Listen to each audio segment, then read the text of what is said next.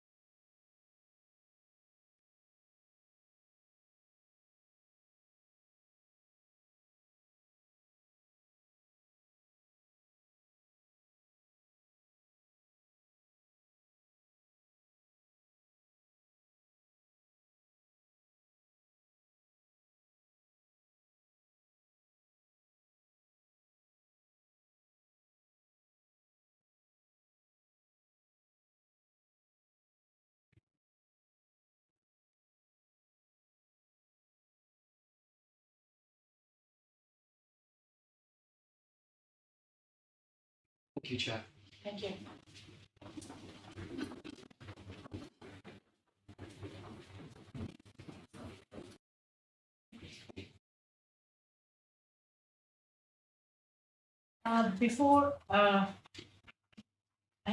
We're going to change, item A1.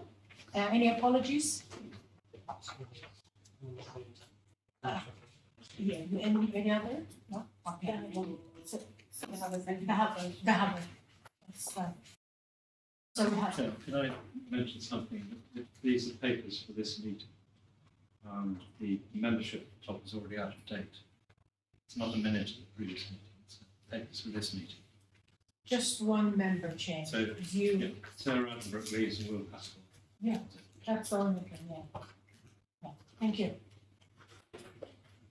Item A2, any declaration of interest? Do any members have any interest to declare? No. Thank you. Then item A3, minutes of the previous meeting have been circulated. Does the committee members agree to find them as correct record? Yeah, agreed. Thank you.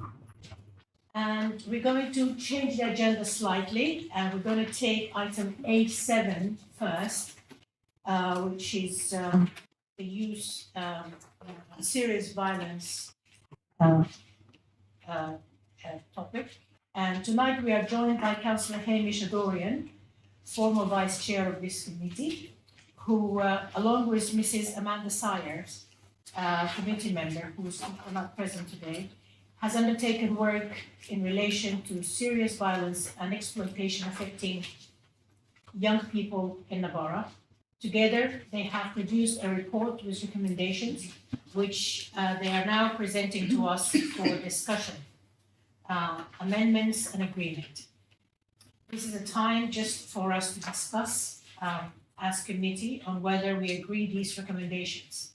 So I will invite Councillor Adorian to introduce the report before we proceed with our discussions.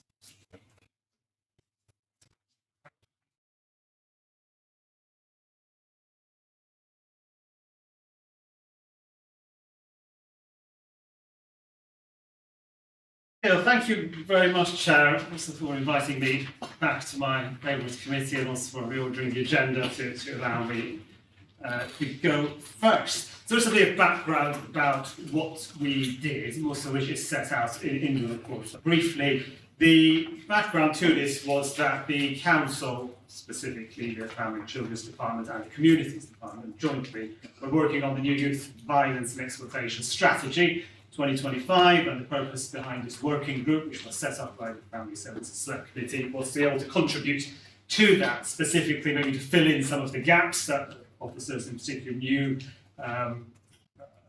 sort of arisen during the council's own work, to engagement with parents, engagement with schools and so on.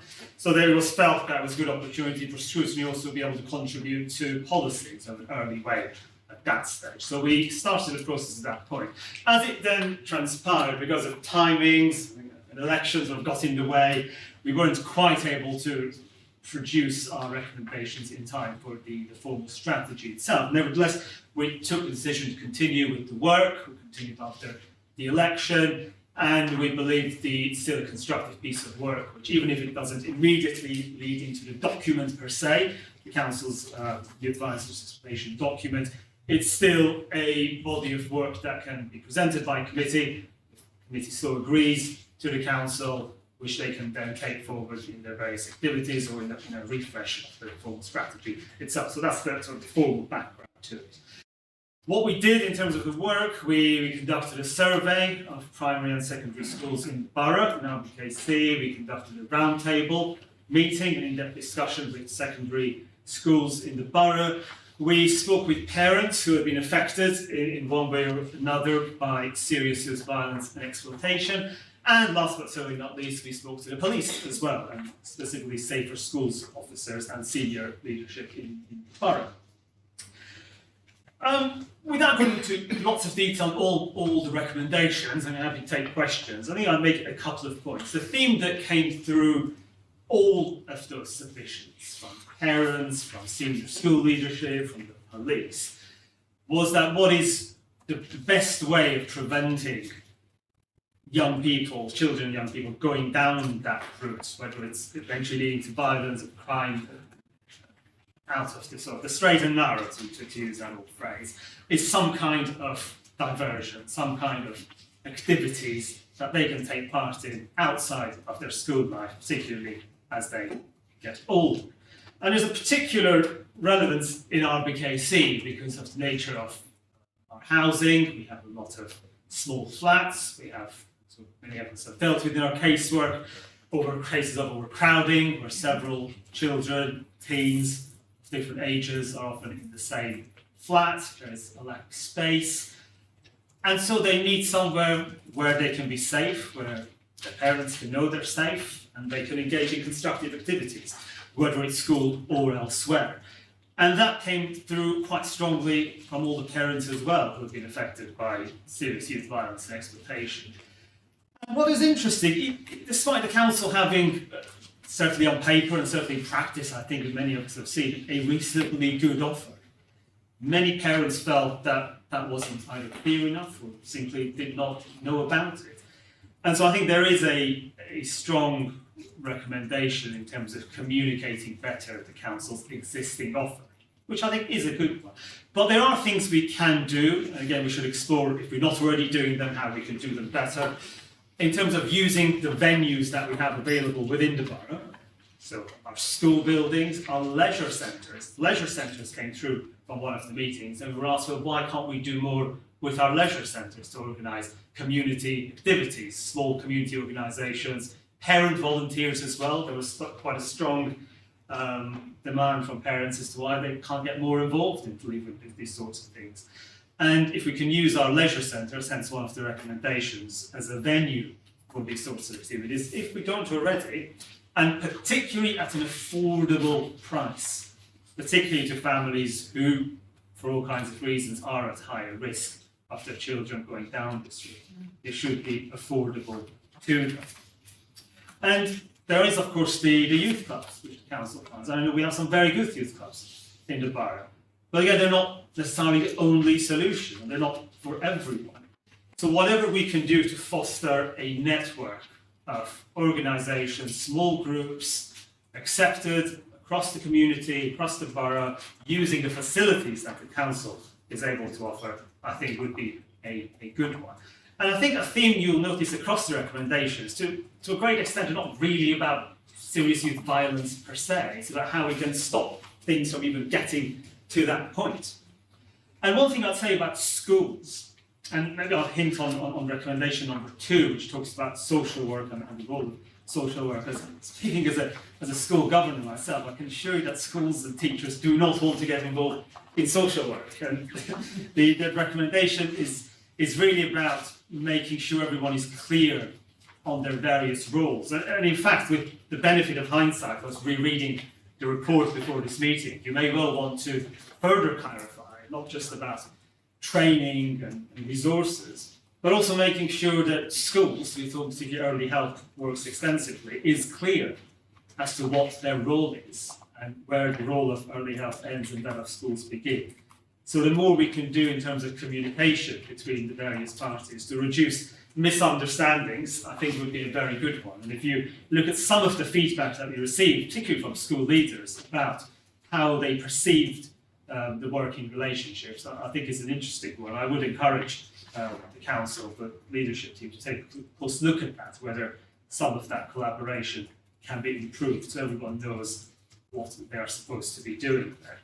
And one other thing about schools, teachers are best placed to know who is at risk at a very early point.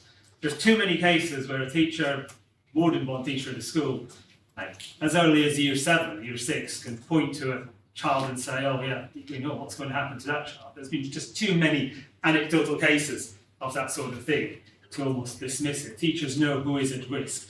And so the earlier we can help some of these children and young people before it gets to the stage of exclusions, the better. And just as a slight aside, the recommendations don't talk too much about exclusions, one reason being that the committee the year before did an extensive piece of work on exclusions, of course, so I didn't want to go too far in that direction. But again, let's try and do what we can before we get to the stage of exclusions. And finally, I should talk about SEND as well.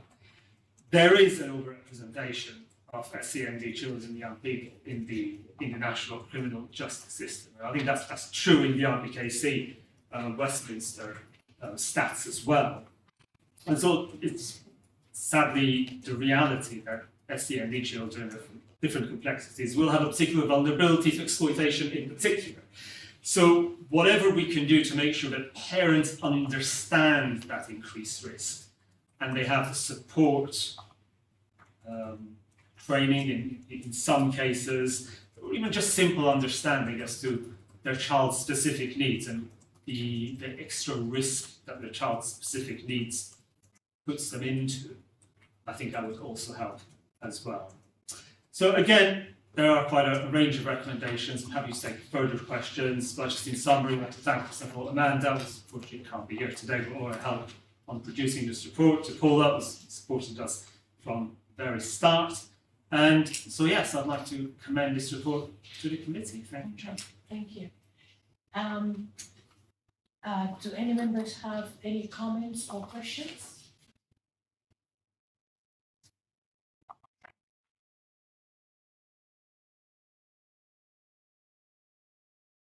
I have a question. I can't quite find where actually it's in the report, but there was a comment somewhere about youth services having been closed. I don't know if that came. I was just wondering what that was referring to with youth services. Oh, I see. Okay, Yeah, so I don't know if that's... it was a comment from an individual or. Yeah, so this was a response, closing of youth services. Again, I think that's my point about communication, Yeah, because what they understand as being youth services may not necessarily be the same as what we understand by it, which I think, given the fact that we invest significantly in youth services, but yes, we have a senior school leader feeling that we're actually closing services. Now again, they may be talking about something very specific that they've been engaging with as a school leader, which is, again, the recommendation to explore that, to make sure we're communicating correctly. So because that's an issue. Yes.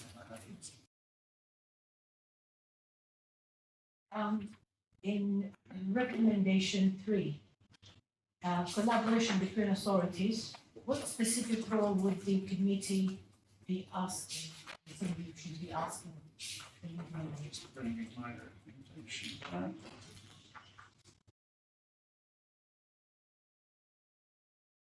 Recommendation 3, collaboration between authorities. So yes, this is about helping children at an early stage who are at risk of either falling into exploitation or being affected by COC violence. Right, so there's 3 areas, and that last one is about what we're suggesting a more formal role. If there are pupils at risk, whether the council could find some kind of forum of enabling collaboration between schools, whether it's to share best practice, find early sort of help, I suppose, for those pupils before it gets to that stage. And also making sure that schools are actually able to have the right sort of processes in place to identify that risk in the first place. I know some of them do, it varies, but I think it is something that the council can do to go in there and just assure themselves that the processes are in place. And they can assist the families in particular. Because I think if the families, the parents, guardians are sort of kept out of the loop, that almost doesn't help if the child is being told one thing at school, but parents aren't quite clear as to what is happening. Have you found a lot of examples of maybe parents and the school are not doing the same thing and not on the same page? From the response we had from parents, that did come across, that they weren't clear as to what the teacher was telling the pupil. And we also had, again, this is where communication comes in, parents told that maybe the teacher wasn't supporting their child in the right way. Again, there were individual allegations of racism and that sort of thing in specific cases, but without knowing the individual case, it did strike me in that conversation that parents might be affected by violence. That again, there's a slight mistrust there. So again, the more that we can, between the council and schools, between schools and parents, the more of an impact that we can have. On that theme of mistrust, also, can you tell me about the numbers of stop and search conducted and across the borough?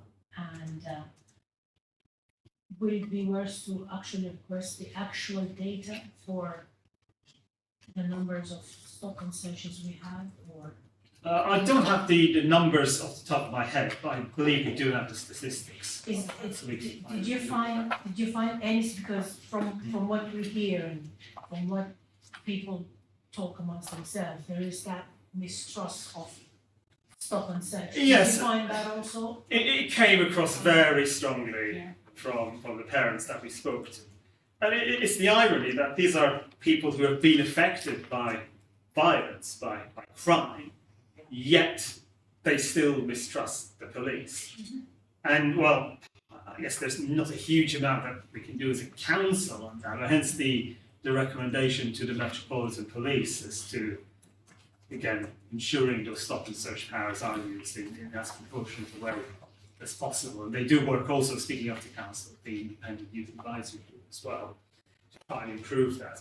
And we also talked about the Safer Schools scheme. Now, this is a scheme whereby the Met assigns what schools understood to be a dedicated officer serving that particular school, but it turns out it doesn't quite work in that way. Because of the numbers. But because of the numbers, there's abstraction, there's other duties and so on. In some sense, you can argue that our recommendation is slightly let the police off the hook in some sense, and we do understand there are resourcing constraints on the Met, and there are all kinds of other pressures that the Met is under. In some sense, and the committee may wish to do this, they could ask for more resources to be put in to the Safer Schools scheme, to be strengthened, to genuinely have a dedicated officer that can work with individual schools, become known better by children, trusted by families. I think there's an opportunity there. Whether the resources are currently available, I'm pretty sure the response would be they don't have the resources for that. So I think that the simple recommendation that we put forward is that is clarify the expectations, manage the expectations with schools, and then future points. Because if you want to have a police present at school, he's not going to be, he or she's not going to be there all day. It's going to be just around the time people leave school, is it? The purpose around it, again, as we understood from the police, isn't really, it's not about having a police officer there as a sort of a security guard. It's having a police officer there as reassurance, to talk to pupils, to create trust with the police, to speak with families, do presentations and all that, all sorts of good things. But it almost seemed that it wasn't quite happening, or the expectations weren't really clear. So again, more communication there. As a starting point, I think. Almost create a rapport between the Yes. Okay, all right, thank you. I've asked all my questions. Are there any other questions? Okay, Councillor. Thank you, Councillor Adorian. One question, going back to your point between the mistrust between the children and the school and the parents. Quite often, well, when I was part of the mentoring school team at Holland Park School in its previous incarnation, one of the things we quite often found that children didn't want their parents to be informed of what was going on. So what would you suggest? Because then the teachers are stuck between the child and the parents feel that they haven't been given enough information about what their children are up to. Well, I think the simple answer is that they do need to strike a balance, because if parents lose trust, again, that's damaging in its own way. So schools, and again, this is where guidance can be very helpful. And if you have some consistency across the borough, two boroughs in this case, if we can tell schools, this is the typical best practices you should follow, okay, even if we don't want to tell parents every detail of the interventions with a particular child, parents should at least have a reasonable idea as to what's going on, who their child is meeting, what topics of conversation are, even if all the details are not necessarily revealed. It's a delicate balance to strike, and I'm not going to claim to have the answers, but it's something that needs to be Yes. Thank you. Councillor Pascal? Thank you very much for this report. As a governor of two primary schools in Borough, I can totally understand what you're trying to address here. I think it's a very complex issue. Some of the things that may have been in the depth of the report, I've only just done this, so I haven't read this thoroughly as I'd like to have done. But one of the things that makes it complex is the mobility of children within schools. And some schools, they have children who stay the whole time. In many schools, children kind of go between different stages. We have children from other locations than the two boroughs mentioned. We have a very wide range of background and the ethnicity, language, and SEN, as you. So there's three questions I want to ask. First of all, it's a multifaceted, multi-agency problem. Have you identified issues to do with data sharing and GDPR? Because it's very sensitive, so it's safeguarding and such like. Secondly, you mentioned various agencies within the council, but you also mentioned overcrowding. Should housing management be involved in this conversation? And thirdly, one of the key areas that we've identified, certainly coming more into primary now, it used to be mostly in secondary, is the influence of social media issues like that. So those are the three. No, thank you. Excellent questions. On GDPR, nothing immediately springs to mind, but I know in other areas where I've looked at interdepartmental, interagency cooperation, and touching housing as well, it does apply to housing. That does come up. Again, it's not something we looked into in detail, but in the subsequent working group, you may want to address it to see if that is causing a blockage in some of this communication. Particularly if we are going to do things like addressing children who are at risk at an earlier stage, how that sort of data is shared, can it be done on an anonymised basis. So yeah, it's definitely an important element to look at. Overcrowding, I think that's a really good idea. Housing, look into this as well. Mm-hmm. Obviously, yes, there's a range of housing providers in the borough. The council's own housing management would be an excellent start, I think, for sure. But also involving other housing providers, also being able to understand the needs of the tenants, the families that live there. I think that's an interesting angle again that could be explored. Not something that we went into detail with this particular review. Again, as with social media, if some work may have been done by a previous working group, but again, definitely something to further. Thank you. Any other questions? Okay, thank you. I'm going to read out the recommendations, and I'm going to ask you to either agree the recommendation as worded, 1, 2, wish to amend or add to the recommendation, or 3, wish to leave out the recommendation. So, recommendation 1, the lead member for Family and Children's Services should make sure that the children and young people offer available at any future commission is 1, affordable to children and young people at risk or affected by serious violence and exploitation, and 2, fully informed by the objectives of the refreshed serious violence and exploitation strategy.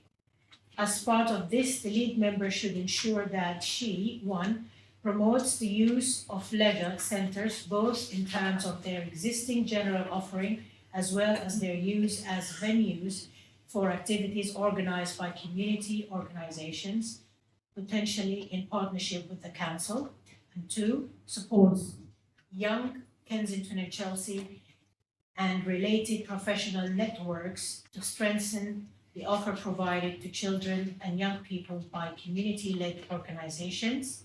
3, consider how to appropriately involve parents and carers in the child and youth provision, for instance, providing opportunities to volunteer, with particular regard to those whose children are at risk of or affected by serious violence and exploitation, and finally, ensures the council's youth offer is well publicized and targeted, specifically considering how to reach the communities and families most affected by serious violence and exploitation.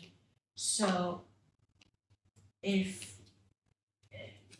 any happy with all, Just two comments I'd like yeah. to make, and as part of the lead member should. It mentions obviously youth for the leisure centres. I think that there is certainly in schools that are not academies scope out of school term for those buildings to be used if they're not already used. Some are used very intensively, but when they're not used, there's a resource there that can be brought into this. So I think exploring what could be done in leisure centres, yes, of course, but also out of term. So not to impinge on the school term. But as a recommendation, You said add, earlier on you were saying add. so you want to I just think, add the use, I think just if it promotes the use of leisure centres and schools. leisure centers and school, sorry? So just a quick point of clarification as well. In terms of our relationship with youth clubs, is that mentioned here or does that fall under Young K&C? So I'm, I suppose, suggesting not just leisure centres and schools, but also That's general youth improving our provision. youth club. Yeah, youth provision. that's just- Yeah, that's already So there. The it's youth not offer specific. includes that. Yeah. It's the existing offer. All right, okay, thank you. So for recommendation 1, the point after as part of the lead members, the lead member should ensure that she promotes the use of leisure centers and schools. I think it's too broad to say and schools because leisure centres can be all the time. But if you put brackets and schools out of term for those brackets. Okay. Is that, Chair, if I may, I'm pretty sure that was already in your recommendation, starting in 1, because recommendation 4 talks about, okay, Yeah. I see, I wonder have we overlooked that? Because the idea was that we should enable schools to provide, for example, after school clubs and so on, so the more can be done within the school itself. Quite an oversight. yeah, I see what you're saying. And I'm happy for it not to go in there as long as people think it's strong enough, I before, but I just think the word school needs, because it's the physical resources of schools outside the time that is needed for essential core curriculum and curriculum activities that exist already. Okay. Yeah, I think that was recommendation 4, rereading that hasn't, because we are talking about obtaining best practices and sources funding, but mentoring schemes in particular. So I think if you've overlooked the direct use of the space itself. And it's not asking the teachers to do it, but Just the space, yeah. either voluntary organisations or commissions. Yeah, So we can add it to number one, to recommendation one, just I as. don't mind, I think Hamish's guidance on where it would be better to, whether to beef up 4 or whether if to. it could be 4, because that's Okay. specifically talking about school, whereas 1 is really about the council's. Yeah. Okay. And the leisure centres are assigned more directly within our Okay. control. Okay. So, we can say recommendation one, we can accept it, agreed as it is, okay? Agreed, and, yeah. Councillor Pascal? Yeah? Yes, that's fine. All right, fantastic, thank you. Move on to recommendation two, early help and social care. The lead member for family and children's services should seek reassurance that the early help and social care teams have the training, tools and resourcing to be able to provide high quality support to CYP affected by or at risk of involvement in YPE. Yeah, agreed as is, any changes, any amendments? Good, great.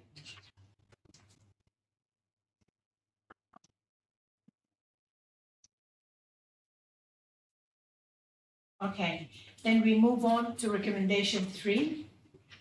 Collaboration between authorities. The lead member for family and children's services should, 1, seek reassurance that there are robust processes in place to listen and to respond to concerns highlighted by schools, by children and young people at risk or involved in youth violence and exploitation. 2, seek reassurance that schools feel able to adequately advise at-risk affected children and their families. And 3, play a more formal role in providing a strategic overview of pupils at risk of suspension and ensuring early multi-agency support for them. Any questions? Any amendment?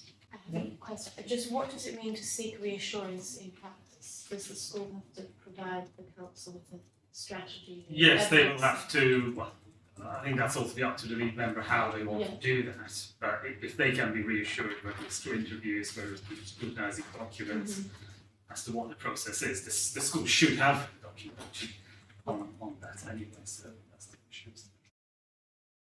No, not asking for any change, but the third point there, the schools already have full role in basic safeguarding responsibilities and policies, now becoming increasingly standardised across the borough. So that's a very powerful statement. It's probably more powerful than the word there, because it's pretty involved in the way schools are managed by governors and teachers. So, any addition, deletion, omission? Okay. Recommendation 4, support for at-risk pupils and students at school. The lead member for family and children's services should assist schools in obtaining and securing sources of funding for mentoring schemes and or sharing best practices. If alternative sources of funding are not available, she should consider funding mentoring schemes targeted to at-risk affected pupils identified in year 5 and 6 of their primary school. Any comments? Can I ask a question? Is this where you think the knowledge that teachers have would identify groups that would benefit, especially from targeted help? Yes. Yes, Maybe teachers would. Maybe that's where the spare resources in some schools could be used to help that. Because if there's going to have targeted help, it's going to be an activity, it's diversion. Then it's going to need premises as well as staffing and management. Yes, I think there's 2 things there as we are going into that discussion. So yes, there could be an activity that's specifically targeted to certain pupils. But if we're looking at sort of the spirit of recommendation 1, that's essentially a general activity open to young people for them to participate in. So I may slightly roll back leave a point because I think recommendation 4 is a quite specific one, maybe about pupils who are already either at risk or identified as at risk. Yeah. Yeah. So maybe you may well want to revise recommendation 1, Councillor Pascal, with your initial suggestion. Defer to Councillor We're rolling back now. It's your report. We're rolling back now. Well, You could always add an extra information if it's easier. I think I'll defer to you. the point I was just trying to make is So, it's okay, included so I in- think the point is simple. From my understanding, all you're saying is use schools for leisure activities as we do, for instance, with Marlborough School. We're using Marlborough School all day, every day, for everything. Yes, and From that's schooling to playing football to Yeah. playing piano to whatever, yeah? Yeah. Okay. So we just need to, sorry, Dr. I was just going to check, you chair, if you want to add that to the foundation one, to allow recommendation. Yeah, yeah, I think it will be easier because when it goes hand in hand with leisure. So they're using the school for leisure activities. Am I? Yeah? Well, it's not necessary, but it depends how you mean by leisure activities. It's using spare capacity in the school. Yeah. The school Leisure. primary activity of teaching children does not have a use for Yeah. to go towards this, because it's an asset that the borough has that could be combined with. So I leave the wording to you guys, yeah? Space can be used effectively. I mean, I Leisure think- is anything that is Or no what education. about just extracurricular? Extracurricular. Oh, thank you. Good English, good English, good for you. It's really close. All right, so we can go back to, okay, recommendation 4 is accepted? Yes. Sorry, was that, I can't remember. All right, fantastic. Recommendation 5, support for parents and carers. The lead member for Family and Children's Services and the lead member for Community Safety, Culture and Leisure should, number 1, offer sessions or workshops to affected parents that 1, raises awareness of youth, violence and exploitation. 2, provides an understanding of risks and empower parents, and carers. And 3, raises awareness and understanding of SEND where communities have expressed such need. And then the second part is broaden the membership of the Safer KNC partnership to local branches of central government services to include Job Centre Plus so that whole family support includes employment and financial needs in a manner sensitive to individual family circumstances. Every time I see Job Centre Plus, I think you need to put legal aid stuff with it too, somehow. What is it, the job, what is it, the legal aid centre? It's the- There's a number of them in boroughs, some which Yeah, accounts but for there funds is, as there is, well. there is a one main one that everybody goes to, and they usually I mean, citizens help. advice. There you go, thank you, that's the one,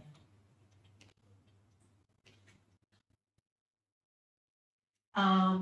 Any questions,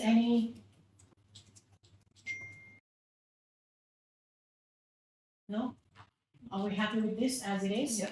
Yeah? Okay, thank you. The final recommendation 6, local policing is trusted by communities. The Metropolitan Police should ensure their use of stop and search powers is proportionate, carried out with all guarantees and transparently reported. They should proactively work with the newly constituted Youth Independent Advisory Group to ensure its advice feeds into policing practice to drive improvement in relations and trust levels with the communities particularly affected by YBE. The Metropolitan Police should make effort to clarify the safer school scheme with schools, so expectations are managed. It should ensure the scheme is run with due regard to the safeguarding of children in school to help create trust, especially in schools serving communities with low level of trust in local policing. How do you measure low level of trust? Do you have a sign that say we have a low level trust of police in this area? How do you measure? How do you know? Well, it's through engagement and feedback, yes, from families. Okay. How about, everybody happy with this recommendation as it is? Have we accept? I'd be interested just on the back of your question earlier to know whether the rate at which police conduct stop and search in the borough is different to other boroughs or higher or lower than London has it. Do we know that? Because it might not necessarily be higher, there's just a level of fear that's being sort of perpetuated. Again, that's down to the police to sort of And Yeah, that's, show of course, that so it's reporting definitely up to and, the police yeah. to make and that's sure why that- I earlier asked if there is Yeah. any data showing that we have a higher than usual stop and search. I don't believe there's a higher than Yeah, usual, but it's almost besides the point in a way, because people perceive it Okay. as being disproportionate. So I guess we can, can we accept the sixth recommendation? Yeah. No addition, I okay, have one more question, sorry. all right. The Save the School scheme, you just engage with the police, that's for all schools, including secondary schools. It is. Not all schools will have a Safer Schools officer. It's only some schools that have a certain need. Mm-hmm. As identified, I believe, jointly with the council. So there is a role, in fact, for the council, but the scheme is delivered by council. Okay, but it's not strictly focused on primary school. No, I think it's both primary and secondary Thank school. Okay, I guess we came to the end of this, and I think we can say we accepted all six recommendations with a slight amendment to the first recommendation that we added schools to be used for leisure centers. And extracurricular activities, sorry, thank you. And we have accepted the report as it is without, we haven't done very much change except tweaking here and there. So I guess all is left to say thank you. Thank you. Sorry. Thank you. No worries at all. Thank you very much. Sorry, it took so long. Thank you. And now we can go back and resume the agenda as, and we go to item 84.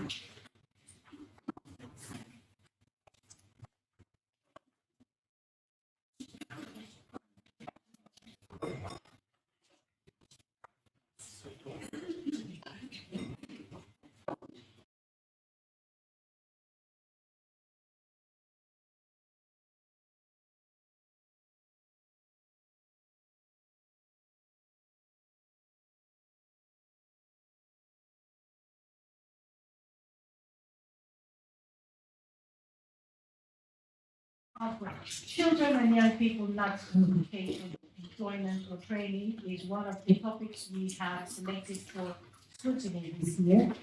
We have commissioned support from Family and Children Services and Economic Development Officers in order for us to review the progress made by the council in supporting these young people in the borough. Before we begin, I would like to draw members' attention to paragraph 410 of this report. You find the pages online, there are numbers, but the pages here are not numbered. So, 410 is on the last but. Yeah, okay, fantastic. Where a correction has been issued by officers as child benefit is only stopped when a child is no longer in education or training. If member agree, I will take the, sorry. So this is, I think we That's the one I picked up for that, yeah, okay. So that's the only correction in this report, so I would like to, would you like to say something, before, Yes, Yeah. thank you very much, Chair. So you can see there are a number of us here because obviously the work we do It's kind of with- scary. with our young people who are need to become NEET covers a wide range of services. So I'd make a couple of points, throw out some points from the paper, then we're really happy to answer any questions you may have.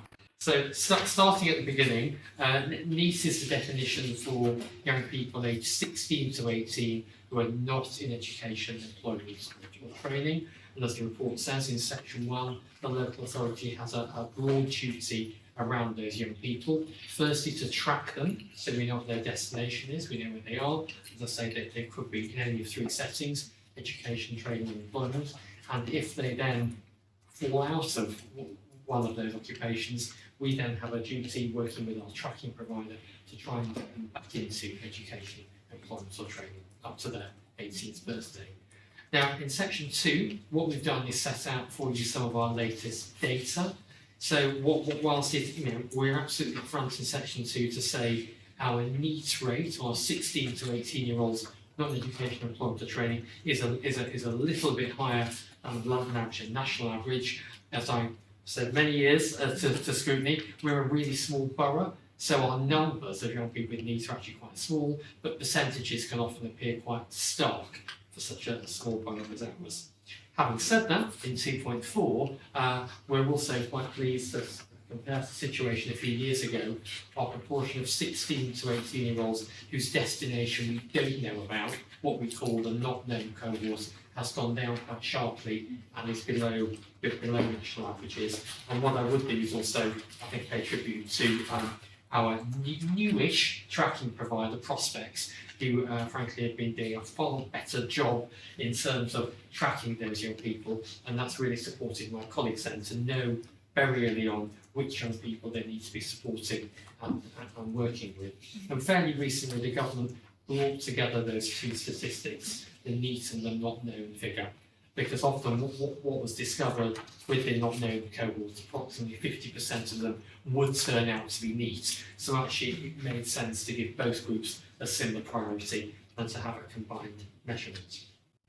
If I just say something about section 3, I hope you'll see here a range of areas in which the council has invested. I'll just pick out 2 of them. The targeted prevention team, as you can see, has 63% success rate in the most recent year we closed to support young people from NEET into EAT. And Natasha will be able to say a bit more about that if the committee has any questions. I'm also going to pick out the 3rd bullet point from the bottom, the success of our supported internship programme. So these are young people who are post-16, they have an education, health and care plan, they get top-up funding from their resident borough, and they're actually on a college course. So the partnership we have is with West London College, just over the border in Hammersmith and Fulham. We also have a partnership with a local charity, Action on Disability, who provide job coaches, and we've been running that programme here at the council with the council as a lead employee for 4 years now. Really pleased to report we've kept it going during COVID. A lot of employees found it really hard to maintain the programme. We've had strong support from our cabinet member in their current role and previous role in terms of helping us to recruit the young people, help them stay the course, and they've also, our alumni, if you like, have been really happy to come back and talk to prospective supported interns, and well as soon we've gone on to have jobs at the council, and we hope we've also been able to be a bit of a role model for other local employers to say, you can support your people through an internship, and then the next step might be a supported apprenticeship or even employment.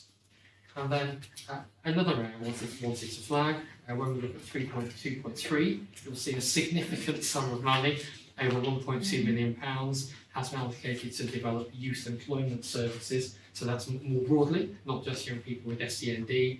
And over the page, again, section 3.5, you get a sense of the range of programmes, which I know Graham, who heads up the economic development team, can say more about if there are questions. We have identified in section 4 some of the challenges. Clearly during COVID, the challenge was trying to make sure those opportunities for progression were there with young people, and a lot of intensive work has happened to make sure that that they're back on those college courses, attending actively, moving on to apprenticeship where appropriate. But we have said, and this was a topic in the earlier discussion, in 4.9, that schools were a really key partner here. And through the careers network, there's a colleague in my team, Tim Airsleys, we really try and make sure that schools and secondary schools are supported to understand the networks, the support available, what we might call the pre-need cohort, the young people who may be vulnerable to dropping out of education, employment, training post-16, particularly young people in alternative provision, for example. That's a very small cohort in any 1 year group who are going on to post-16, but some very intensive one-to-one work happens there, college tasters, other mentoring support to try and ensure that they progress and sustain the placement they go on to. So I think I'm probably going to pause there, but we set out, if it's helpful, in section 6, some of the areas that outside of the meeting, if we want to pursue further. We have mentioned our local college, Morley College, formerly Kensington Chelsea College, who are increasingly working in partnership with our schools, and they're also with Graham's team as well, to try and make sure that there are local training, apprenticeship, and ultimately employment opportunities for our young people and residents. Thank you. Thank you. Any questions? Councillor Pascal? You talked about in section 4.9, identifying pre-need situations, and the question I wanted to ask was, is there any relation between pupils who have either exclusions or near exclusions and later becoming, I think, neat in their later development? There absolutely is now. Natasha wants to speak to this, maybe say something about the North Kensington Inclusion Pilot, where we're targeting vulnerable young people at secondary. So there's a number of ways that we can identify young people who are not attending school sufficiently or are at risk of exclusion or have been excluded. One of our oversight ways of doing that is the Vulnerable Children's Collaborative, where the data comes in, we're checking it all the time to see which children are persistently out of school. So that's one way. The other way is that we've developed alongside our Grenfell Directorate colleagues the North Kent Inclusion Programme, focused on schools with the highest rates of exclusion, secondary and primaries, where those children are feeding into those schools. So there are 8 schools in that programme, and we've embedded workers into those schools for a certain number of days a week. And we've asked them for very much that transition period, so year 7, key stage 3, to really help us focus on the children who could be excluded or become neat, because there are many common features. And then we've been developing programmes that come alongside school, the child and the parent, because quite often it's trying to engage the parent into agreeing the programme of work. Sometimes it is identifying if there are SEND needs that haven't been attended to and trying to encourage an assessment for those, or a SEND support programme of work, and then helping the parents support that. And that seems to be bearing some fruit. We're only at the end of year 1 of that programme so far, but we've had some really good progress. I think around 55 children, a good 2/3 have made some progress for us, which is behaviour points for those schools who have them going down, poor behaviour points, and also schools reporting and families reporting better behaviour, better relationships. But we're going to track them longer term because it's early days. Thank you. I think there are a wide range of really good organisations from what I can read here, and I think it's great that we're proactively identifying at-risk pupils. My question is, how can we better communicate what's on offer to parents? Because obviously we can do everything to identify at-risk children, but sometimes parents might just be at a loss and not know where to turn. So is there some sort of engagement that the council or schools can do with parents to make them aware? So there's whole layers of ways that we need to do it, because as you know, we all get our information in so many different ways. So if I'm thinking from the top down, Mr. Heggs, Ian, has a weekly newsletter that goes to every school, every head teacher, and we always tell them what the targeted prevention team and other services are offering. So for example, we just sent them what the half-term offer is to help children who might be a bit vulnerable do their sixth form applications. really, really important. So getting really ahead of that. We also have something called Family Hub Partnership, where about 250 individuals are signed up to a newsletter who are offering early help and different types of young people's intervention. We also use the Young KNC, which is particularly targeted for youth work and play work. We use their vehicle. We also use the council's Instagram and various other ways. And of course, we have all of the standard things, which is the local offer. So that's specifically published for families with anybody with a child with SEND, or a carer of somebody with SEND. And we also have, what else do we do? The FIS, Family Information Service. There's a number of ways we do it, but of course, we acknowledge that it's really difficult to get through to everybody. So we don't stop. We just, every month, we're sending something out and using all those different medium to keep it on people's radar.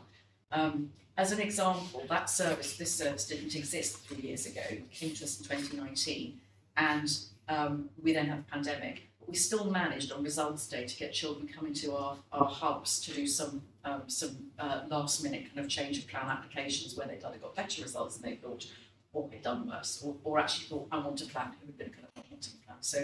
So the service has definitely got an awareness, and we're getting self-referrals from the community, not just from social workers and schools, which I think is a great sign of some, but keep going. Fantastic. Thank you very much. Sorry, Yes, thank you. Thanks very much for the paper, Ian and Natasha. We appreciate it. Can we just look at Para 2.5, where we talk?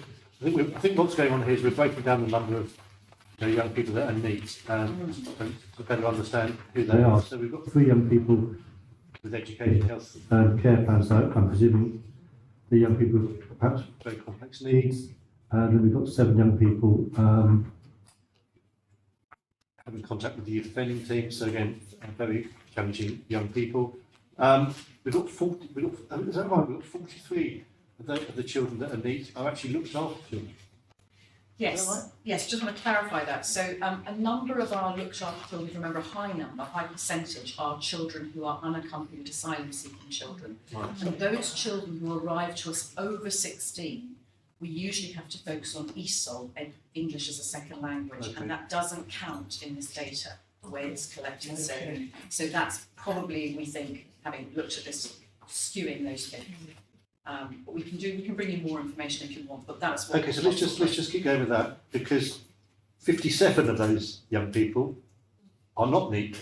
Yeah. So you're having success. Yes, very much. So what's the particular, or what are the particular challenges with that group of children that you're not able to get into So education, mainly, employment or training? so not exclusively, but first of all, that group where they are late arrivals to the country in terms of their career in care with us. They haven't had some years in care, where we've used the virtual school, which is led by Ian and his department, to have education plans, to work with the schools we place the children in, to help children catch up if they got behind. We haven't had that chance if they arrive just over 16, and if they don't speak any English.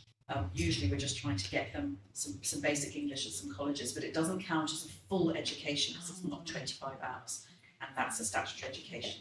So we could put them down, but that wouldn't be being truthful to you because it's not a full 25 hours. curiously, do they have any kind of education? Or just the English Well, we as second they- language? well, the colleges do all sorts of things with them, as do the providers of housing. Mr. Peach might want to add to it, but providers of the housing often do sports with them, try and get them signed up to local faith groups, depending on what their faith is, try and build them some networks and also some life skills, because they also need to learn about living in the UK. So there's a range of things, but that doesn't necessarily fit a formal education as they first get here. It takes time. So, I Do you want me don't to? Hi, sorry. We are going to provide a full report in December around corporate parenting, and we'll be able to break down all of those specific data on education outcomes for our looked after children cohort. So the 100 children there would be across the age range. It would be 100 in the targeted NEET cohorts, and many of them would be preschool as well. So. But we can factor that into the report that we're bringing in December. So the question is either to Natasha or to Graham. Do you have kind of particular outreach to KAA's school within the school? Because that's obviously a group that's been identified within KAA as needing particular support. Absolutely, particularly with Richard. this. So do you guys, Yeah, we did a programme actually, I've just got the data today and I might share the whole thing with you, but not here, because it's rather long. But we did a really great programme with them. We worked with KA last January to May and asked them to identify some students who were at risk of NEET at the end of year 11. So they were entering year 11, these young people. So the programme ran for 12 weeks, 9 students were at risk, and we worked alongside the school, it was a programme of teaching learning skills, but also building self-esteem and really focusing on future aspirations, breaking it down, and also looking at the barriers that were preventing those students from thinking about progressing. And a lot of them were students where there was well-being and they were impacted as a family by COVID pandemic, and that made them more vulnerable. So at the end of that programme, we were really pleased that out of the 9 children, just see what the numbers were, I've got them here, 6 students got 5 went to further education college, which they started, we checked them, and 1 went straight into training and employment. So that left 3 that didn't have something at the end of that programme, but we'll track them and see because people are getting onto courses all the time. So we've got the names, we can check the list later in this term because we're looking at what's called the September guarantee. So we're checking they've got something, but we don't finalise these figures until the end of October, beginning of November. And we do with Prospects, our tracker. We're checking around London to see which colleges they've gone to. and what about Queensland schools? Do you have any kind of particular interventions or particular contacts with the young people there? Because obviously they face huge challenges in terms of moving into independent living, but also in terms of kind of accessing economic opportunities, supporting internships. So do you have particular outreach to those schools?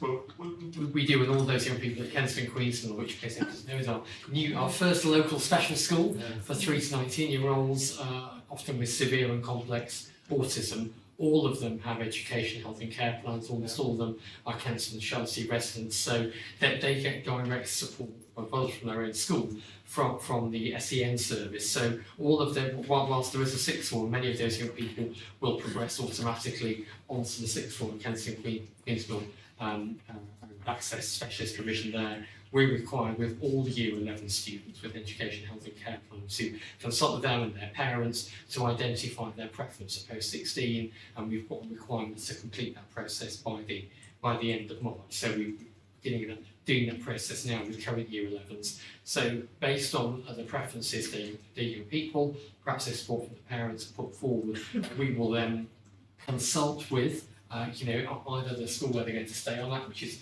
a fairly easy one to enable progression. Now we've got a local special school with post-16 or with a local college. They then are going to respond to us and say, yes, we can meet needs, or no, we can't, given the number of people that they have. Then you're also essentially looking at transport arrangements as well. So we have particular processes for those young people with plans. What I would say is, in terms of vulnerable groups that Natasha was talking about, we're also really mindful of young people identified by their schools as SEN support. So having a level of SEN, perhaps not complex enough to need an education, health and care plan, and we're very much focused on those young people who are probably going on to a mainstream college or perhaps onto their school 6th form, but they do need to access additional support. So that transfer of information about the needs and how the secondary school is supporting them is really important if they're going to sustain their post-16 educational training. So it's both groups, but I hope people at Kensington Queens will feel really well supported going to post-16. What I would say is that we are then often funding those education, health and care plans up to age 25. So where young people reach 19 in their school 6th form at Kensington Queens School, we're then working really closely with them to identify further progression, as you say. That could be going on to a support internship, supported apprenticeship, or another college, maybe a mix of a college course and starting to do some employments. Finally, part of the government's response to the pandemic, they funded Kickstart, which was designed to encourage young people into some kind of apprenticeship. I think, on balance, it was a bit mixed, really, overall. Not talk about this. I'm not just talking about the local authority, I mean, generally, it was a bit of a mix. Or nationally. There was some good side parts of it, there were some things that didn't quite work out, had to be tweaked. But yeah, have you done a kind of lessons learned, or have you had a reflections on I think, strengths and weaknesses and taking anything away from it? I think our experiences locally were on the whole much more positive than the national picture, where actually there was a raft of places offered, but they weren't necessarily all filled or matched, and the whole system through DWP wasn't necessarily dysfunctional as it might have been in local areas. But the council, we offered ourselves up as a gateway. So we had links with employers who would offer placements, and sometimes these are small businesses as well, not large businesses. And we would then work to advertise those. And we had to put extra effort beyond just registering with the local job centre. It didn't just happen through that. We did have to put effort and focus resource from the council on enabling those matches to take place. But we had an initial batch of placements, and then we increased, and we were able to develop a programme that I think placed about 121 young people in those placements. Now, some of those will just be coming to an end because that programme sort of officially ended for new starters. And we've seen very good both Kickstarter's been retained, Kickstarter's progressing partway through to a better job or a better role. So we've actually seen it doing, partly what it was there to do, which was during the pandemic, give young people, young job seekers a chance to keep sustain the game, to get some key experience at a time when they could be away from the jobs market, perhaps scarred for a longer period of time, but give them a chance to that paid work experience.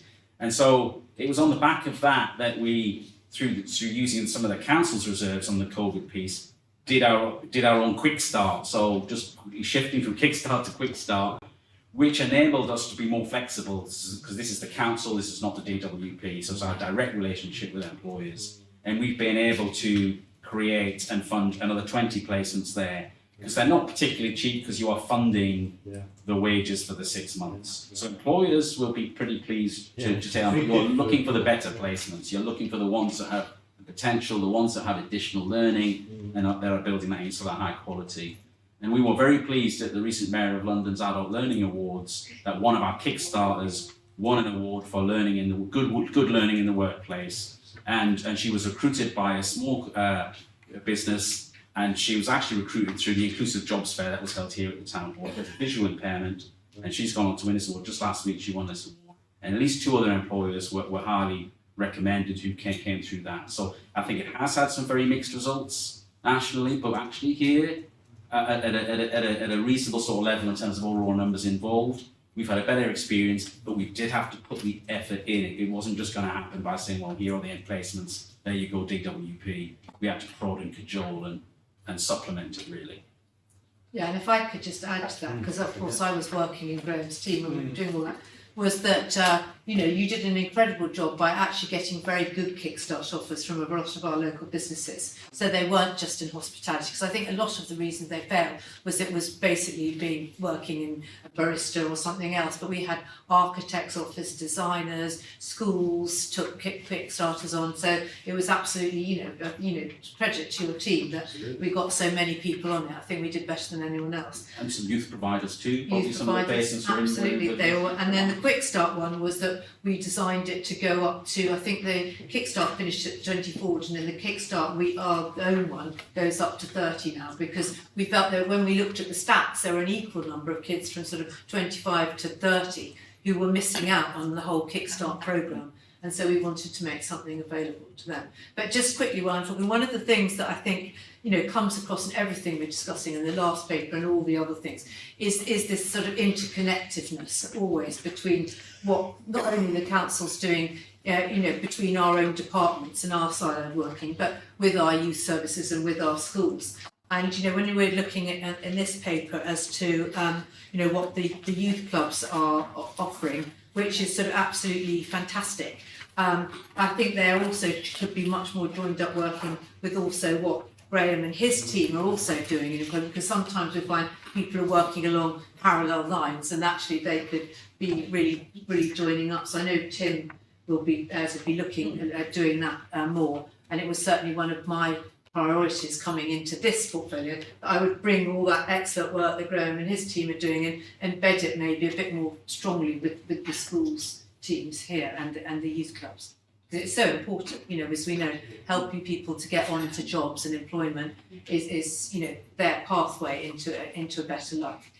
And they just had you had the example about KAA, Yeah. and we're always trying to share practice between schools, and that's what the Careers Network, which is actually a bi-borough network with Leeds in Westminster too, is to share practice, also the work we do with alternative provision, and form those links, because it can be hard for each individual school to form the links themselves, and sometimes they can learn from an existing partnership. We know that KAA developed a new partnership with Morley College, and some people were placed there. That hadn't happened in the past. And we're hoping other schools can maybe build on that model, which we know Morley College are really open to actually.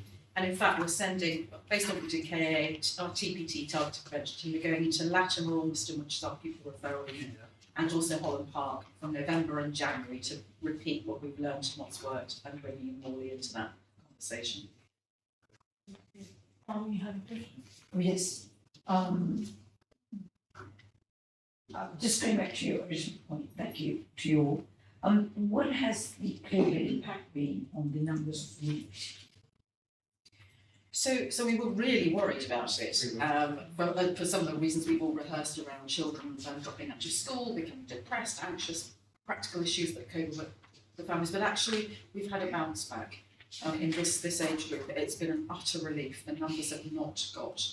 There was a point at September after the pandemic started when they were really very worrying for the whole age range, 16 to 24. They're right back to normal for certainly for my age range, 16 to 18. I need to check with Graham about 18 to 24. You think they've gone back to normal? So at its worst in sort of early 2021, March and April, when out of work claimants 18 to 24 hit its peak, you're looking at about 895 claimants at that month in say March 2021. The latest figures are September, you're looking at about 395, but it's still above where it was probably before the pandemic, but the actual the reduction, the good reduction, is probably increased in the last 6 months in terms of the rate of that. But there's still clearly a number of people who still need access to support. So it maybe mirrors the neat thing that the bounce back, particularly where we've seen a lot of vacancies still in the economy, whether that continue given recessionary sort of direction of travel at the moment. But certainly the opportunities have been out there. And it's probably more the case of the working with those who are more vulnerable and need additional help and need the confidence building and things like that. But I think it probably mirrors the picture you've seen on the side. Yeah, just to add to that, one of our issues now, because we have a quarterly bi-borough needs oversight group that I run, just to check in about what we're seeing, what are the trends, any gaps in services. We're not really seeing for our age group, 16 to 18, much gap in service in terms of what they need. The issue is constantly building on the coaching to retain them in whatever we put them in. So making sure, for example, if we place somebody in any EAT thing, we hold on to the case and keep it open for 3 months to keep checking in to make sure they're sustaining and problem solving with them if things aren't working out with, I don't know, office relations or something about the college is more tricky than they thought. So there's definitely work to be done to keep them sustaining because we can get them in things.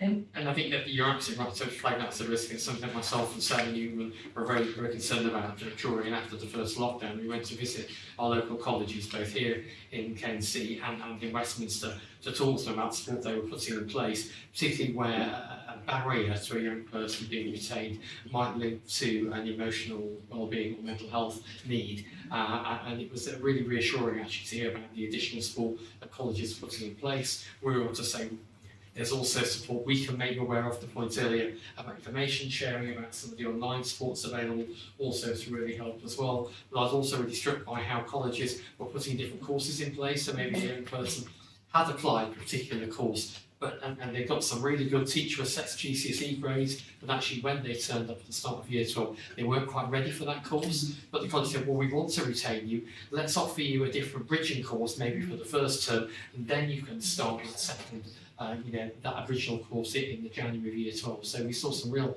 innovation, particularly colleges like St Charles Sixth Form College, that is now Ofsted Good, by the way, which we're really pleased about in terms of a high quality offer. And we know that Morley College is well underway, hopefully, to getting good as well. So they've built capacity and they've been quite flexible in their response to the needs of those people. And just to expand on that further, so besides NEET, the impact of COVID on sub-NEET age group. Is Under it 16? Yes, under 16s. So nationally, it's definitely attendance has not gone back to pre-COVID levels. It's a national concern, and it's a concern for us locally. And we are working on a whole range of plans, which also been supported by the DFE with advice, and also some new legislation and guidance around attendance. So we're having to work through what is that guidance, and then working alongside schools to work out what extra support they're going to need to get to raise attendance. I think we've referred in the paper to our Byborough School Inclusion Strategy, which we kind of launched once at Chelsea Academy back in the summer, and then recently at a primary school in Westminster a week or so ago, and as well as looking to maintain our low exclusion rate, and even though if we can, attendance, as Sashi says, is a really key focus, and also making sure that our most vulnerable groups also progress in the way that they should, because we know that's been a heightened vulnerability after COVID and post-lockdown. Okay, thank you. Thank you. And any other questions of this? If there are no other questions, thank you. Thank you. Thank you. Thank you so much. Thank you.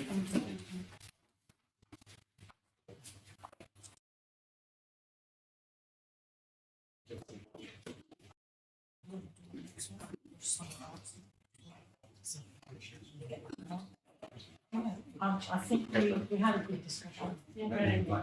Absolutely. We planned it, didn't So we? maybe they would coming from COVID ourselves. Yeah, exactly. So we can move on to item A5.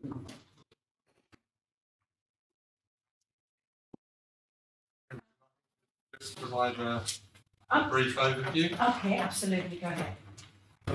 So for members of select committee who haven't followed the journey of this particular working groups, it was first presented to committee in February 2022, and the lead member at the time, who was a different lead member, Catherine, had the opportunity to respond in June, and select committee asked for some further updates in relation to that response. So what you have before you in the table is the summary of those responses, and actually you also clarified your further questions. So in your second table, you will see those questions that were a bit more prescriptive. I think primarily what you were very keen to be reassured about was what was the range of commission services for children that were being affected by domestic abuse, and you can see that in quite a lot of detail, the range of services that's being provided. I'm open to any questions that you have. Any questions? Because, okay, I'll start with you. Thank you. My question is quite simple. How do you monitor and sort of track the quality of all of these services and programs and value for money? In terms of commission services, Yeah. you're referring to. Ordinarily, with a commission services, there would be a number of performance indicators that you would measure, and that you would have commissioners that would work alongside the providers to ensure that those key milestones have been fulfilled. So in some of these, you can see, for example, on reach, you can see that a number of the providers have exceeded their reach, Yes. but that was actually, if you like, the target area. There are some that have some gaps, as you can see, and that's because we're waiting for providers to feedback on those areas. Okay. So it's not zero. It's not.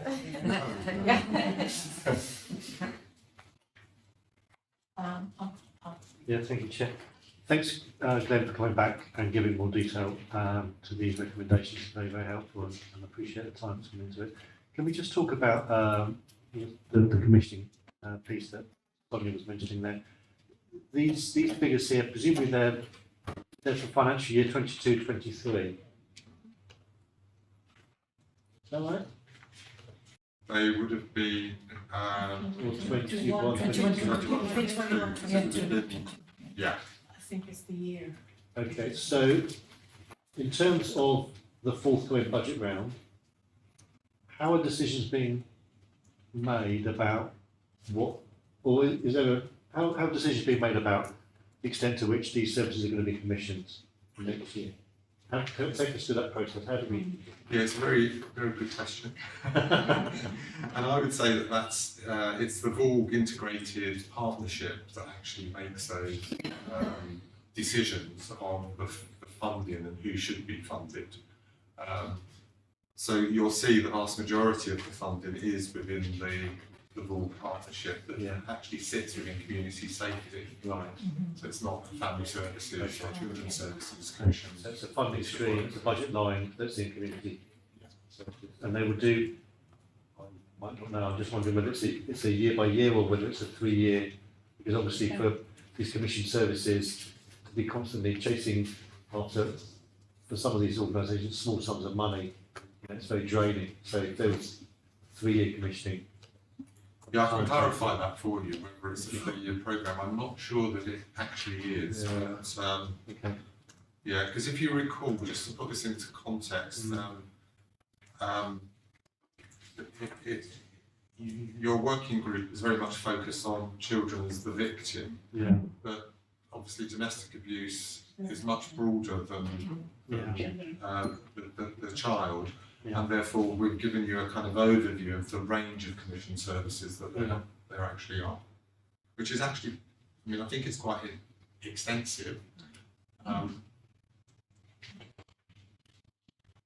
The other point is on recommendation 6, and it's about this domestic abuse prevention programme. I'm very keen to see continue. But as you said, this is a Public Health Commission, so it's not. I guess it's not a question you can answer really about whether that programme is going to be, it's going to continue to be funded next year. No, it's not. Public health. It's public health. No. Any other questions? Okay, my question is, are there any duplications? Is there any way, is there any way to overlap? I think that you may be referring to some of the particular women's projects. Yes. I think it's quite interesting because obviously, diversity and responding to needs within our community may mean that we are required to do some more targeted work, and certainly this would be in response to representation that has been made around the need to specifically focus on, for example, Moroccan women or Iranian Kurdish women.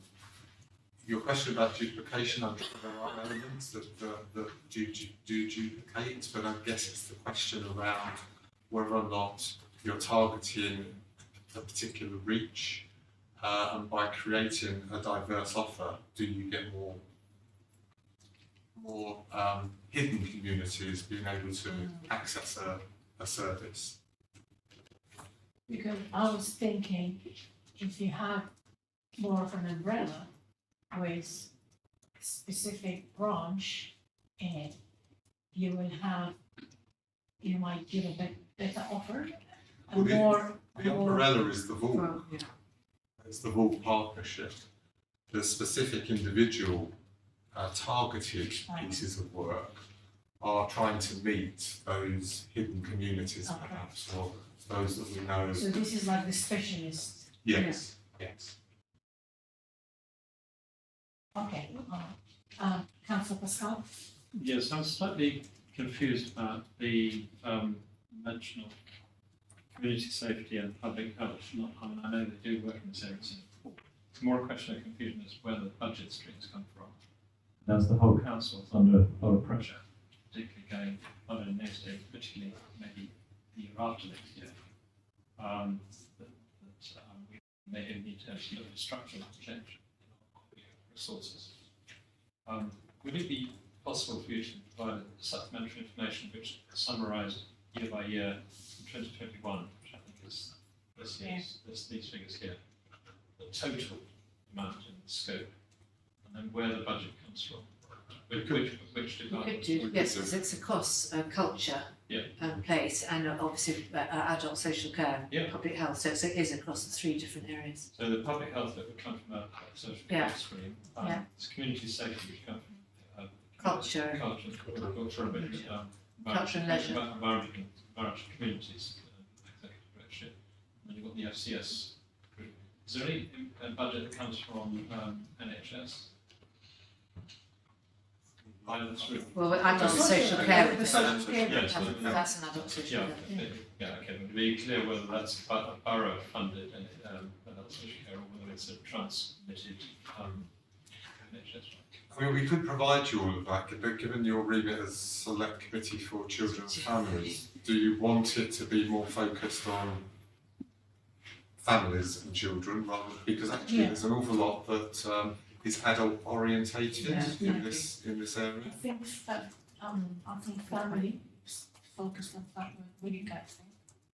I mean, if you remember, there was an anomaly, wasn't there, in the data, and when we looked into it, it was because it was adult-only households.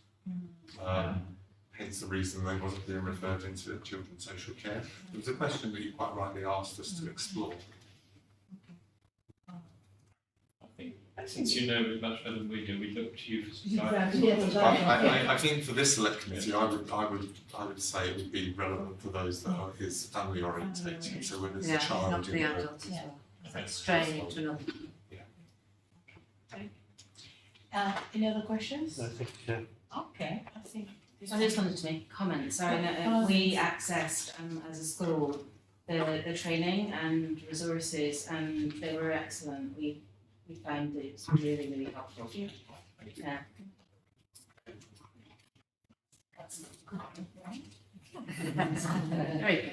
Very positive. Thank you. Yeah, summarize.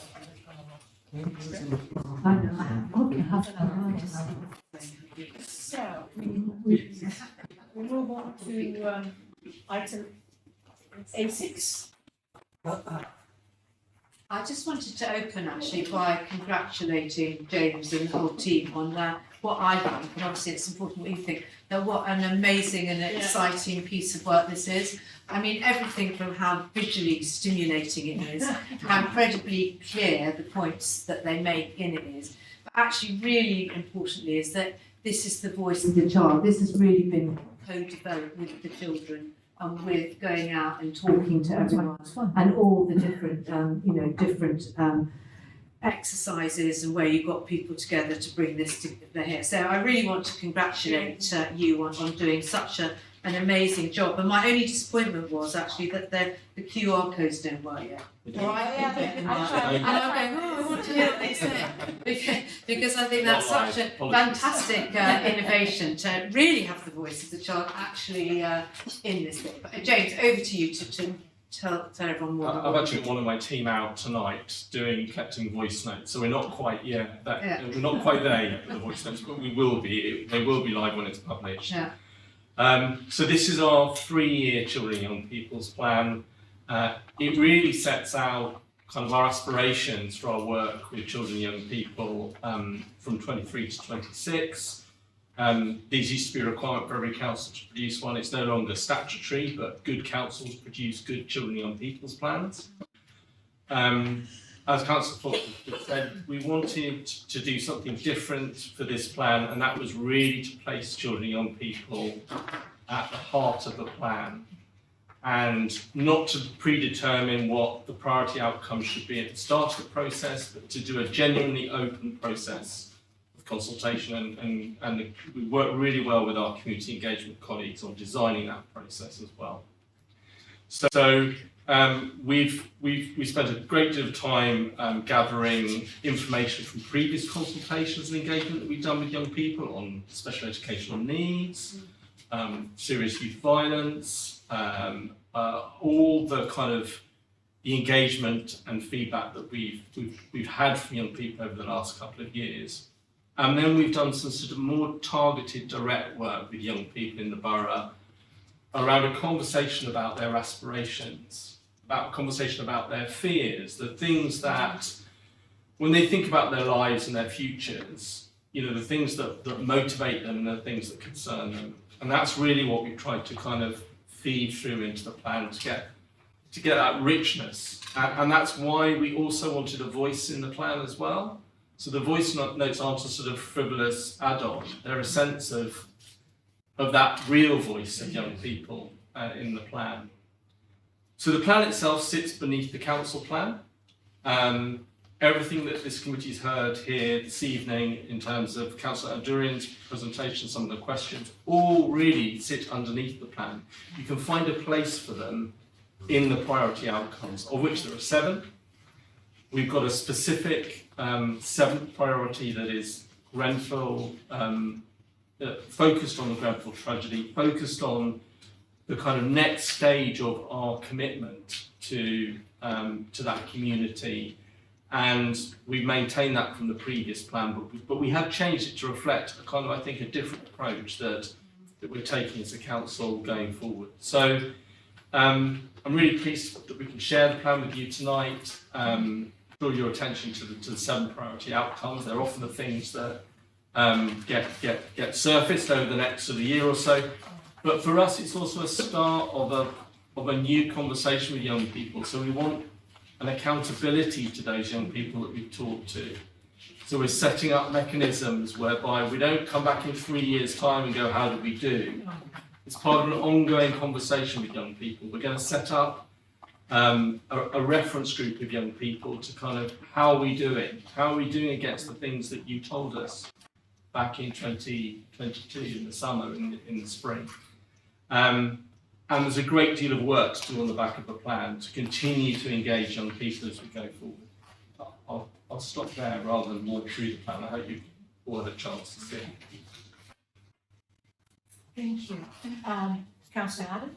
To be honest with you, when I got this report, I spent like 2 days just looking into your plan and trying to figure out the colors. And this morning, I was talking to so many people about it. It was really brain-breast about it, and so clear. And if I come in year 2 or 3rd year, I know what I'm going to ask you about. And also, like a child, I try to figure what the color, the meaning of the color. Why are you using yellow? Why are you using pink? And this, I went through it. And also, what struck me, a couple of things. One of them, when they're younger, talking about the mental health. And I haven't thought about it. Even when I took myself back in my age, when I was a child, we didn't have this kind of things, and that worried me. And also talking about cost of living. Mm-hmm. So that means our youngers are headache of us, and we need as a responsibility to take care of them. Thank you, and well done. Any other questions? Can I just draw your attention to, sorry. No, you start. I was just going to draw your attention to, I omitted to mention that we do also produce a plan on a page, which is the very final piece which you can see, which is a sort of, it tells the story of the plan, but at a glance. So if you really can't bear to read 20 pages, you get it all there at a glance. And it has all the kind of key information there and the journey that we've taken with young people in terms of that engagement. Sorry, Councillor. I wanted to also say thank you. That I found this very interesting and we'll read more into it. So thank you. The question I wanted to ask though was, you stated in the report that part of the work depends on partnership with other agencies such as, in particular order, police, NHS, schools, and so on. And there's probably several others that you mentioned before. My observation from sitting on doing work with a couple of these agencies is they're going through immense change. And I think that your objective is entirely well focused. And I wanted to ask whether you feel there are going to be some headwinds, not just from fixes that are known problems that we have and will have with budget rounds, but the budget rounds within the NHS and the integrated care system, investigation, the review of the police, the possible academisation of schools, and such like. This strikes me there are some really strategic issues that could make this quite difficult to achieve well-focused well-identified aspirations. I don't want to be a Jeremiah on this. No, I mean, but I think you point to why we chose to really focus on what our aspirations as a council with young people in partnership. An alternative might have been to try and create a partnership plan, in essence, with those agencies, with health, with police. And certainly some councils have taken that approach. But I think there's such a changing set of circumstances for those agencies. We're already looking at the second version of how we work with health on a local area basis that we've had over the last couple of years. Incredibly complex, where some of the priorities for the council are in that, but a lot of the priorities for the health service are in that as well. And then you have the constraints of the financial constraints you point to as well. So I think you're absolutely right. I think, it is up to us to kind of focus on what we're committing to in the plan and to make those relationships as effective as they can be. And indeed, Councillor Fox as the lead member will be doing that as the lead member in her relationships with the agencies as well. If I could be slightly more positive by turning part of what I said on its head, is that one of the things talking to people in the NHS, not just at the local hospital, but the sort of reorganisation of, say, North West London, is that they don't understand how much of the job that they have as a responsibility is already being done by primary schools, because the cohort of children that come into their care as they grow older, if they're well looked after in the prenatal to 3, 5, whatever benchmark you want to put on it, they show through in terms of not just mental health, but physical health outcomes. There's a plethora of Kingston reports on that. And enables the community to do the 85% of the job that it's got to do, because the acute services can't cope. That investment that we already make and succeed at, if that's constrained and not funded properly in the future, it'll make their job much, much harder and more expensive later on. And I wonder whether some of what we already do with a bit of research could actually be held out, not just as a shining example, but also as a necessity for the NHS and other agencies to survive in their budgetary future. I mean, if I can come in on the point that you're making, particularly around pregnancy to 5, we've just completely reorganised and reshaped in partnership with our health colleagues that pathway and that journey in order to make it more targeted, more streamlined, more focused, and where there's economies of scale, both for us as a local authority and for our partners as well. I think the good thing about this, having a plan of this nature, is that it isn't statutory, it isn't required, but what it does is it actually demonstrates where we feel that we want to be going in line with aspirations from our local residents and communities. And actually we can begin to broker some of those partnership arrangements around what we know our communities are saying. So I think the work in itself is one thing, it's then how we then engage partners on the journey along the way. We've certainly been doing an awful lot of the work that you've been alluding to, where we're collaborating with key partners to think about how we might do things differently. And the pregnancy to 5 pathway is one example of many, I believe. And there's certainly a rich set of national research. The first 1,000 days is the one that springs to mind, which is in the ballpark of what you're talking about. It's almost like the sort of preventative argument actually, in terms of getting in early, making sure that the support is there and the fruits come later on. So yeah, there is some really good quality research in early years. I think there's a light which is already kindled, which is not yet being understood by others outside. And I think that some work could be done on illuminating, further work could be done on illuminating that discussion. Certainly looking at it from an NHS point of view, governor and husband, I think should.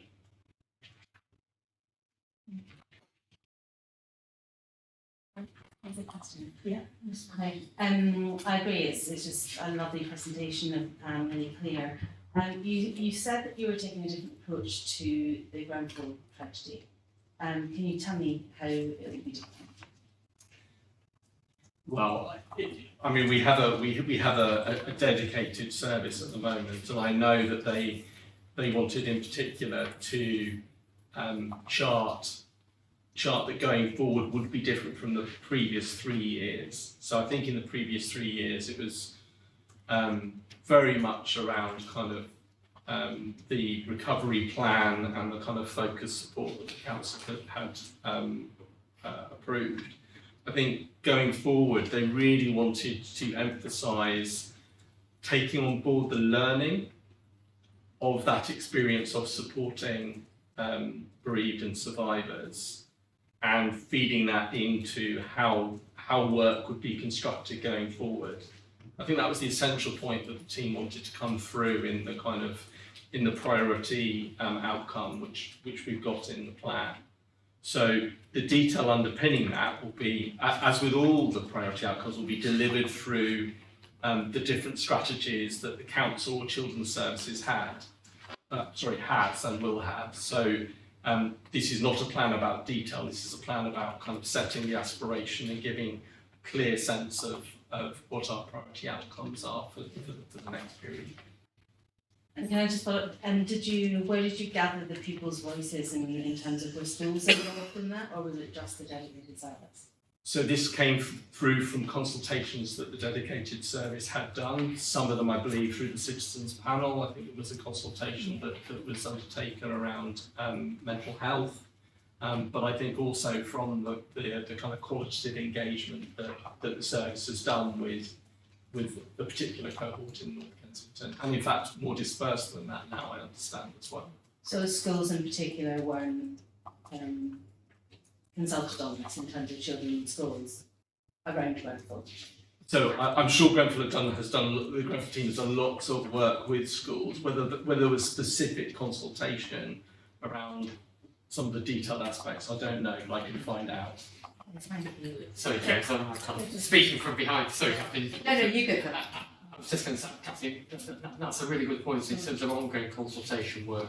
Just to give you an example, I recently met with Callum, members of his team, and that they have a Black Lives Matter steering group and dedicated service, and they've done a survey with people, predominantly in our local secondary schools. And the conversation I was having with Callum, Brian and his team, was how can we support you to seek the views of more young people. So at the next stage it will be talking as the Grenfell Education Fund steering group to say we have a small sample of views, but actually we'd like to work with all of you to seek more views. And I think that links to Jamie's point about, we're setting the broad aspirations here, but my view would be the consultation with young people needs to be ongoing, it needs to be more extensive, and we need to do more of that work in partnership with schools. Yeah, I think that's really important. It can't be as narrow as just that service. We don't have any engagement with that service, so I think it's really important that it's that further voices and further. There's a commitment in the priority around we will do further engagement with schools. So sure. there's an explicit acknowledgement that that's an important aspect going forward. Thank you. Thank you. Go ahead. Thank you for a very clear, engaging report. My question is about girls. I've visited a few youth clubs across the borough, and I think it was acknowledged in the report as well that a lot of the time it's mainly boys that use the youth clubs. So obviously we have a service that's not being used by girls. I was just wondering how much work you did to sort of look at specific problems that young girls are facing and why it is that they might not be using the services are providing, and what can be done about it. So I'm not sure we've taken it to that next step in terms of, but we did do, in fact we extended the consultation in particular because we wanted to do this sort of discussion work with a group of girls. So we talked to the Athena group, and a group of girls to get a sense of their, you know, their as girls, as young women, what were their particular aspirations, what were the things they felt were holding them back, what were the things that they felt were driving them forward, I guess.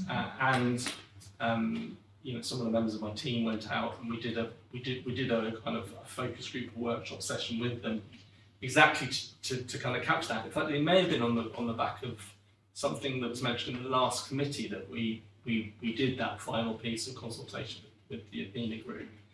I haven't got the details of that, but I've got them, you know, back at the desk if you like. So I'm happy to kind of share that with you separately. But that was a particular acknowledgement that actually there may well be differences between kind of, you know, young men, young boys that we're talking to, and actually young women.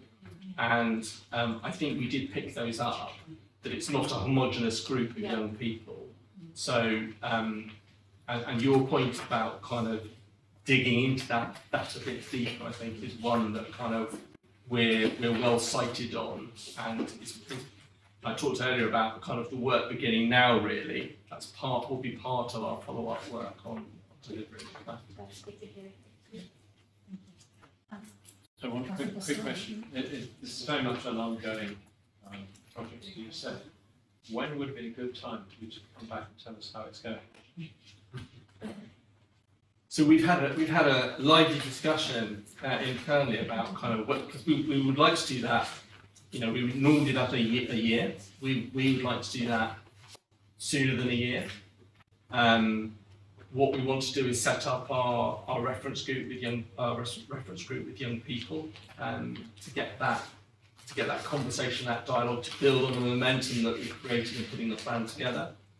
So I would say it probably wouldn't be realistic to say from the point at which the plan is approved in both councils, which would be towards the end of the calendar year, 6 months on from that, so probably next summer, I would say to come back and say, we've done our first 6 months.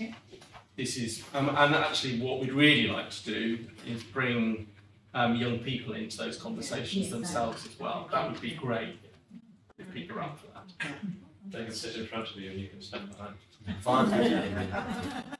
It'd be more nerve-wracking sitting with this committee. Any other questions? No. It's a good note to Thank you. Thank you so much. It's very long. Thank you. Thank you. Yes. To sum up very quickly, it was very well received. The next item is A8.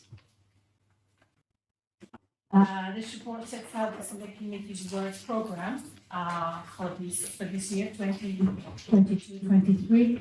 It details the items at which at each Select Committee meeting, scrutiny, activities outside of committee, methods of carrying out scrutiny work, and details of the support available to enable members to scrutinise topics in depth. We are being asked tonight to agree to this work programme, and I would like to bring Index 2 to your attention. Do any members have any comments or questions about the proposed work programme for this year?